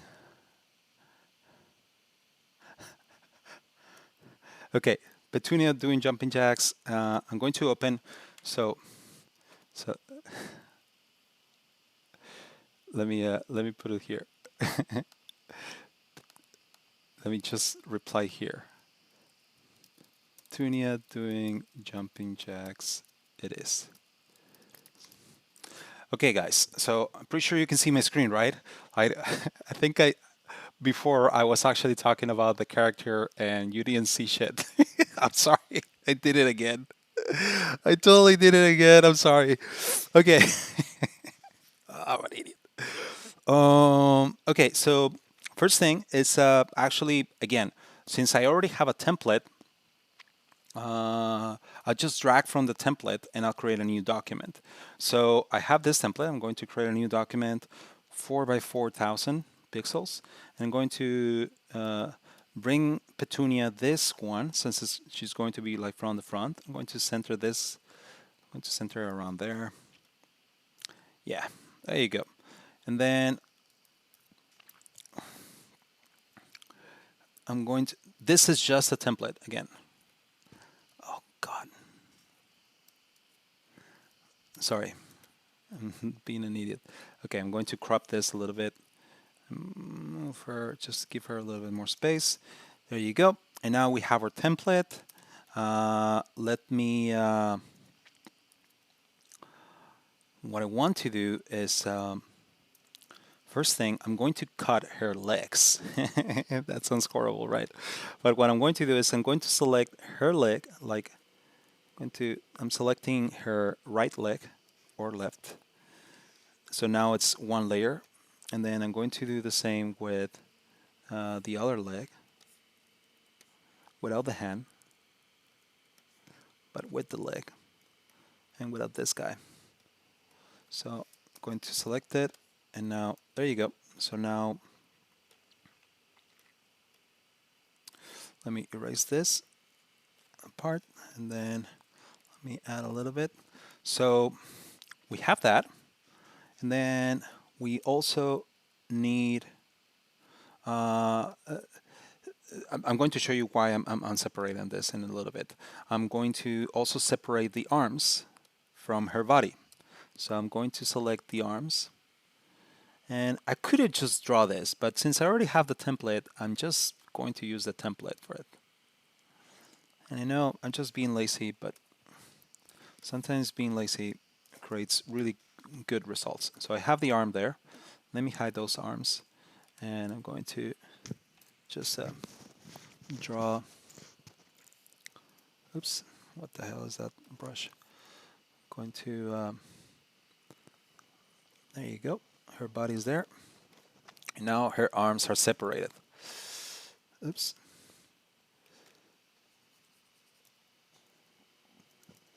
There you go. Oops, sorry. Something like that. Okay, so now let me rename this arm 1, arm 2. This is nothing. Leg 1. This is very tedious, I know. I'm sorry. I'm just renaming. I don't want to have a mess here. So there you go. So now we have this. I'm going to actually duplicate this, guys. The legs, I think they should be a little bit like this. I'm going to select the other one, and it's going to be a little bit like this. And hold on, how do you do jumping jacks? Let's do it again. Yeah. Okay. So no, actually no rotation. Sometimes whenever you're drawing something, and more when it's an animation, you for remembering how. So how do I walk? How do I move my legs? And you will actually find yourself doing those things yourself, and then to be able to draw them. I sometimes when I'm drawing an explosion or something, I will actually be like seriously like I will be drawing an explosion, and I will be like Like seriously, I totally do that. I don't know if any of you guys do that too. So just to keep it more realistic. So yeah. Anyway, we have our legs. Let's duplicate all the arms. So hold on. What is this? This is nothing. I'm going to duplicate all of these layers. Command J. Sorry. And then I'm going to make them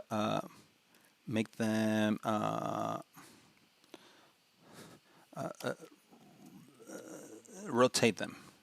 So it's going to be around here. There you go. And I know this is this is probably like cheating, but this is how I do it, and this is why you're here, just to see how I cheat. Just like just create all these like that. Okay, it probably needs a little bit more around there. And this is just going to be my template for me to be able to draw it later. Let's go a little bit crazier.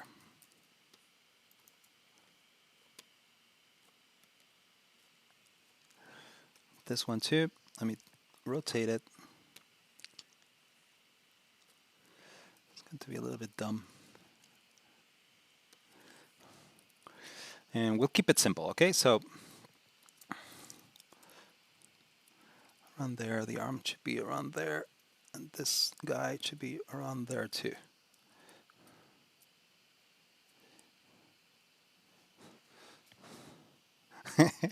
I don't think it's that. Okay, I'll keep it like this. I don't think it is like this, but okay. So I'm going to now hide these, hiding them, and then I'm going to actually draw. So I'm going to change the opacity of all of this to a little bit lower, and then I'm going to draw on top of this. I create a new layer. Yeah, sometimes being lazy creates really good results.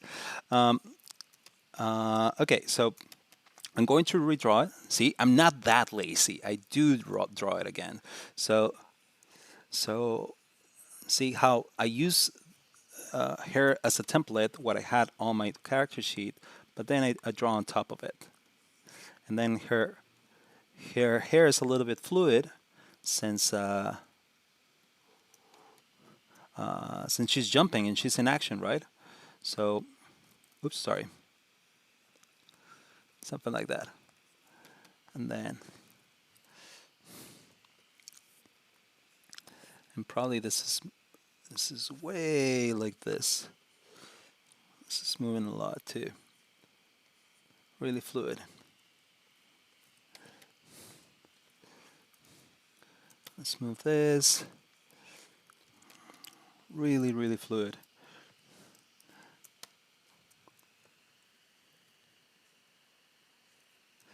There you go.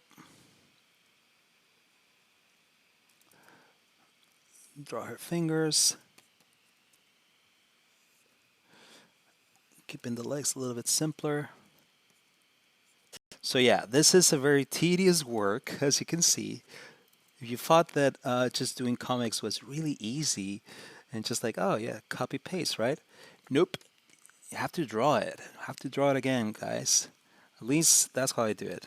And so you can find your own way. This is how I do it.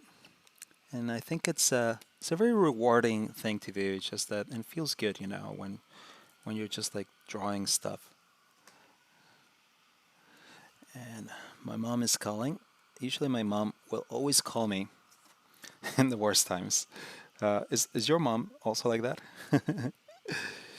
She's adorable though. I love her. Okay, there you go. So we have one version of her like this. Now let's do the other one where she's jumping. And we need to make another copy of the body.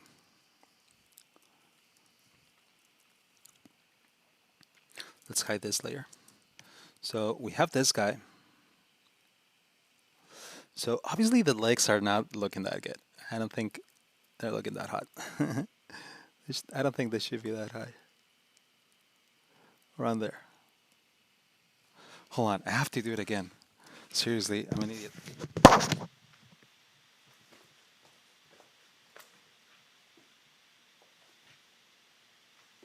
Oh, okay, okay. I think I got it. So your legs are on the floor, obviously. So there has to be a midpoint between. So we're going to need three drawings actually. So her leg should be around here. Oh crap! Around there. There you go. That's more realistic. I'm going to delete this one, and just to keep the same angle, I'm going to duplicate it and then transform it, flip it horizontally, and that way we keep it the same. There you go. And I'm going to hide this guy. Sorry, this guy. So it should be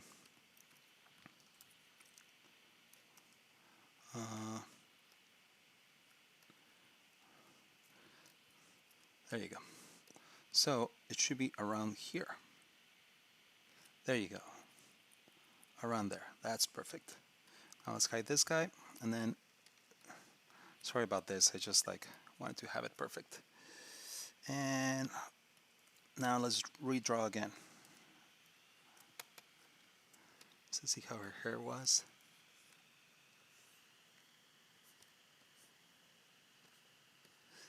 There you go.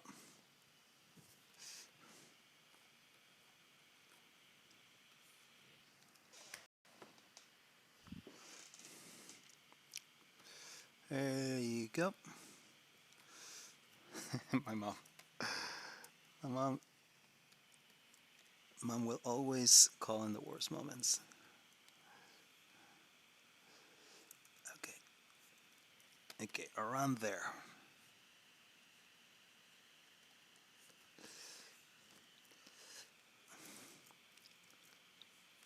And my mom's still calling. No, mom. Sorry, no. I'll call you later. So there you go. See how using the template like helps a lot? There you go. Using a template makes everything really, really simple. You can just draw on top of it. You don't have to worry about like, oh, like am I making things proportionate? Am I keeping them consistent? No, because you don't have to worry about those things because you're using the template. It's not being lazy, it's being smart. Smart. Smart. That's horrible, sorry. Okay, there you go. So let's change her.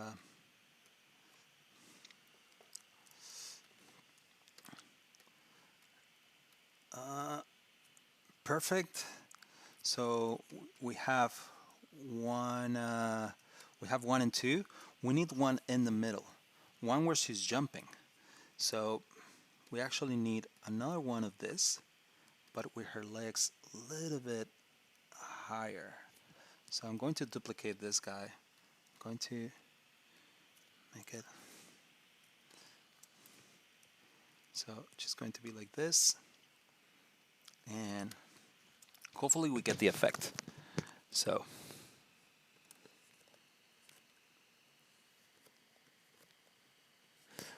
okay, so her hair is down because of gravity and all that.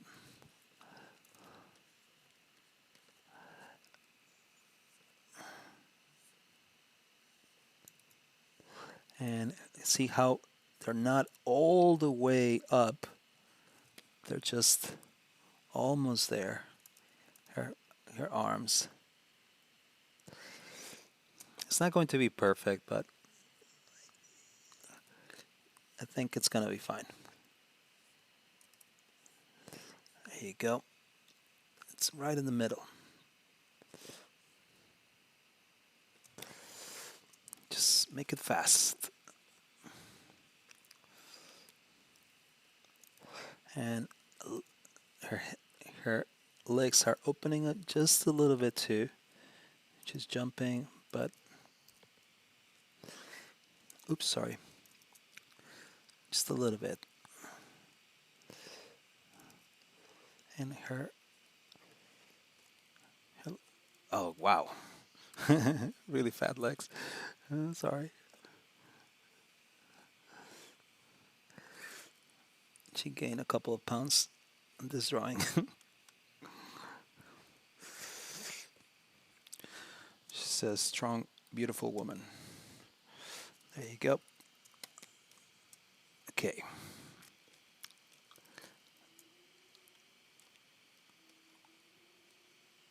There you go. Okay.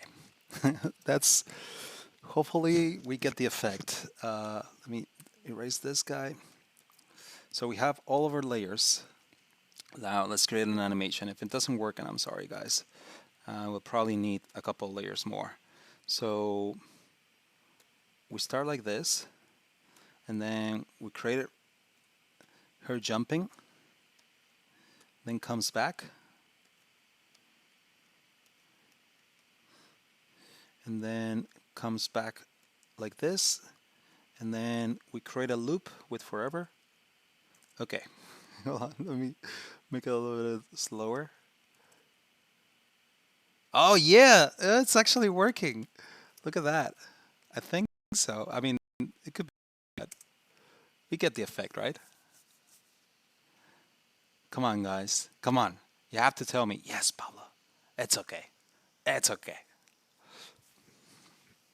What do you guys think? Is it working? Between is getting fit.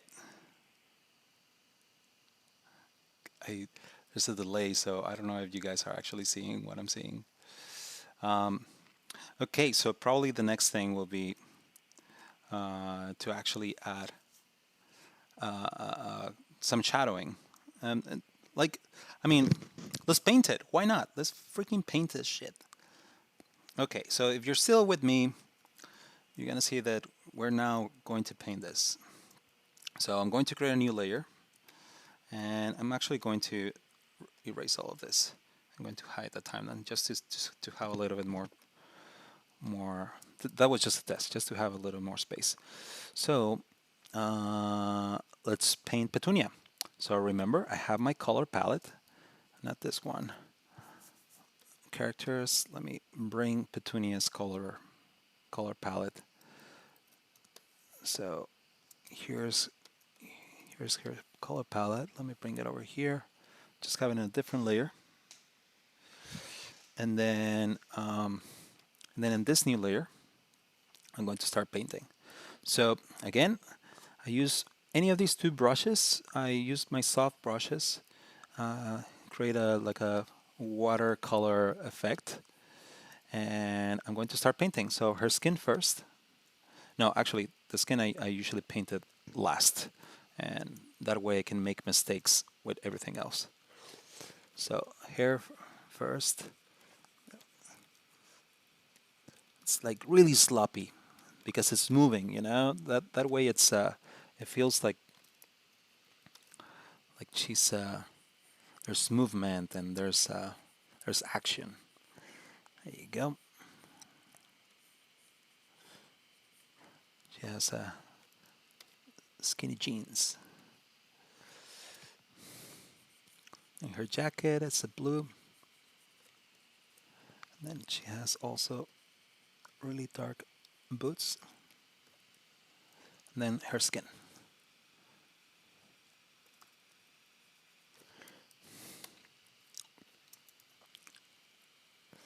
La la la la la. La la la la la. There you go. All the little things. Really rough. Let me just use it for some foreshadowing. There you go. Let me create some shadows in her jacket, in her hair too. Just just with a second pass of the same brush, since the brush is so soft, just having a second pass of it just creates the effect of shadowing. There you go. Just because it's a little bit darker. There you go. Now let's sorry. Let's There's the first one. We've only made one.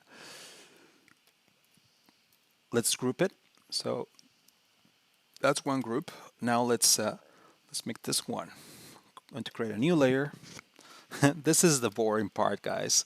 I'm sorry, you're seeing the boring part where we actually paint. Selecting my brush, and let's keep it a really just see how messy I am. It doesn't matter because we'll fix our mistakes later.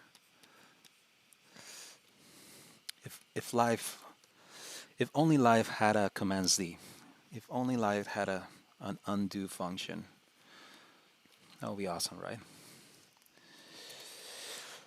But we do have one in Photoshop, so we can make mistakes and it's all right.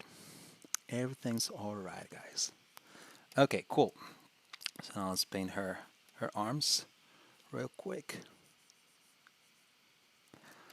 There you go. Let's paint her jacket. La la la.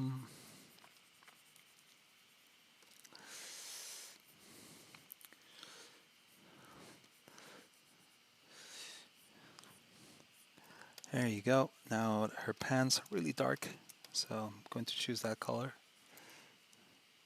Make it a little bit bigger.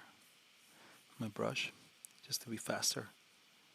See how just by applying a little bit more pressure, it just creates that effect, just that shadow right away. Then her boots are super dark. I think we're done with this. Just a little bit of shadowing her face. There you go. Just a little bit of depth. Now I'm going to group this, guys, and I'm going to paint the last one. This is the last one, guys. Okay, cool. So painting her hair first. How bored are you? Hopefully you're not that bored. Yes, let's make a mess. Her hair is a mess. It's awesome. She doesn't care.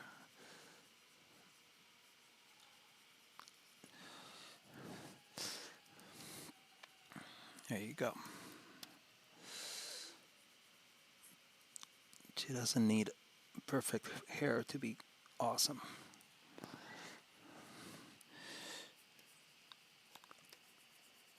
There you go. Now her jacket, real quick. Bum bum bum. By the way, her outfit, it's based on an outfit that I actually wear. What happened here? Let me erase these lines. Probably those lines that were actually helping creating the effect of movement. But anyway, cool. So yeah, so that's actually a jacket a jacket that I used, and I decided to give it to Petunia. All of the characters have a little bit of me. I suppose all writers do that, a little bit of that, whereas like every every character will reflect a different part of themselves. And now we need dark boots. Wow, these are UGG boots. They're not military boots. Anyway, cool. Let's hide the palette. Let's group this guy. And let's do it again. So it starts like this. Again, let's do the timeline. Let's open the timeline. Let's Command 0 so we can see the whole full screen. And I'm going to create a new frame. I hide the previous one and I show the other one. Actually, it's this one, the one because she's jumping. Let me put it here so we know. So it goes from here up, and actually let's make her a little bit higher. I'm going to move it a little bit. So it goes from here to here, and then she goes back, and then another in the air, and now we create a loop. So let's see it. Yep, just get it fit. It's awesome. So something cool to keep the effect of her jumping. It's a little bit of shadow. So the shadow will be probably around here. Let me open my brush. And then here, the shadow will be here. She looks like she's in the air. And let's add a little bit of shadow here too. And then the chat on this one is a little bit bigger because she's taking more space. So now let's see how it looks. Yeah, it's not perfect, but it's okay. Well, that's it. We made, hopefully this helped you guys and this answers some of the questions. Um, and I'm Saudi Arabia and love your channel. Okay, cool. So, so yeah, hopefully this answers your questions and feel free to leave comments here and I'll do my best to answer questions here on the chat later. But I think that's it for today. This was supposed to end at 5:30, but now it's 6. And thank you so much for being with me. I'm so grateful. Let me move just to show my how grateful I am. Thank you so much for being here. I really appreciate it. This is the first time I do this, and I don't know. I'm just like I'm about to cry. I really enjoy just being here with you guys, and hopefully this helped you.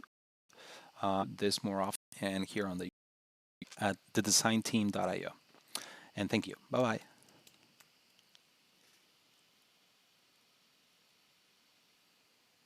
Oh, and yeah, some questions. Can I access this lesson later? Lesson later. Yeah, this is going to be saved on my YouTube channel.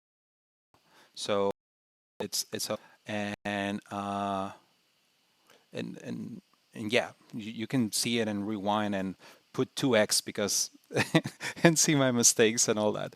Anyway, now for reals. Bye bye. Love you.